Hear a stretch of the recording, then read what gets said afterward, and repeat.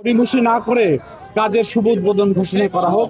পরবর্তীতে যেই সরকার আসুক, নির্বাচিত সরকার, তারা এই কাজে ধারাবাহিকতা রাখবে।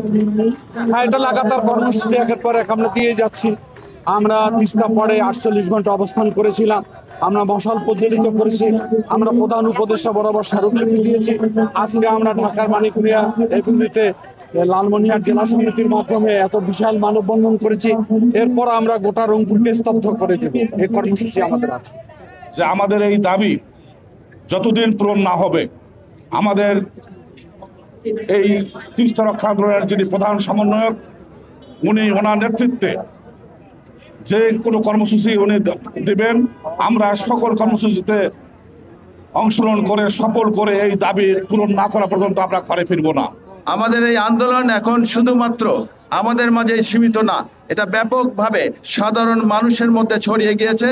কারণ তিস্তা মহাপরিকল্পনা বাস্তবায়নের দাবিটি মানুষের প্রাণের দাবি হয়ে উঠেছে। আপনারা জানেন, প্রতি বছর এই তিস্তার প্লাবনে আমাদের অঞ্চল, আমাদের বিশেষ করে লালমনিরহাট জেলা ব্যাপকভাবে ক্ষতিগ্রস্ত হয়। মানুষের বাড়িঘর ভেসে যায়, মানুষের ক্ষেত খামার ধ্বংস হয়ে যায়, গবাদি পশু পর্যন্ত ভেসে যায়।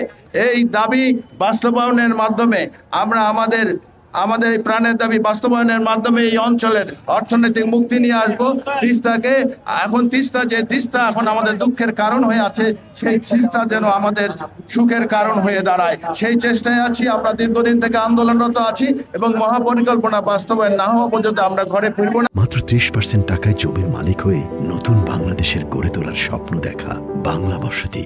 আজকে আমাদেরকে ভূমিহীন এবং সবাইকে আজকে বিভিন্নভাবে আমরা নির্যাতিত হয়ে আমরা ওই তিস্তা চর অঞ্চলের মানুষ করুণ পরিণতি হয়েছে।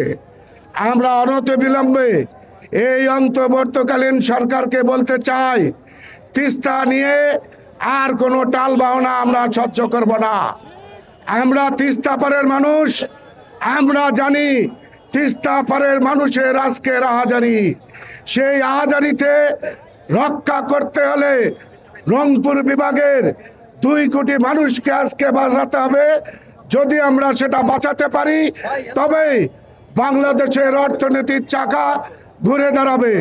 সেজন্য আমাদের দাবি, অনতিবিলম্বে, এটি শুধু মুখের কথা বললে হবে না, কাজের ভাষায় শুধু বিবৃতি দিলে হবে না, অবিলম্বে তিস্তা মেগা প্রকল্প বাস্তবায়ন করতে হবে।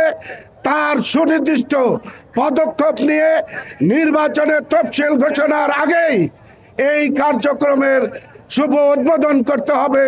তবে আমরা তিস্তা পারের মানুষ বুঝতে পারবো যে এই তিস্তা মেগা প্রকল্প বাস্তবায়নের পথে। এই জন্য অন্তর্বর্তীকালীন সরকারের প্রতি আহ্বান, আজকের এই মানববন্ধন থেকে অনতিবিলম্বে এই কাজ করার আহ্বান জানিয়ে আমার বক্তব্য এখানে শেষ করছি। আমরা চাই, গত 1 বছর যাবত, গত ফেব্রুয়ারি মাসে 17 এবং 18 তারিখ যেভাবে আন্দোলন আমরা করেছিলাম, নদীর পারে প্রত্যেকটা মানুষ, আমরা উত্তরাঞ্চলের মানুষ আমরা ঘুমিয়েছিলাম। আমরা চাই আমাদের দাবি অতিবিলম্বে না মানলে আমাদের নেতা অধ্যক্ষ হাসান আব্দুল মহোদয় যে কর্মসূচি দিবে সারা দেশে, আমরা চাবো উনি যে কর্মসূচি দেবে, সেই কর্মসূচির মাধ্যমে আমরা উত্তরবঙ্গকে কিভাবে আমরা আগামীতে তিস্তার কাজ করবো, মেগা প্রকল্প করবো, উনি যে কর্মসূচি দেবে সেই কর্মসূচি আমরা অক্ষরে অক্ষরে পালন করবো।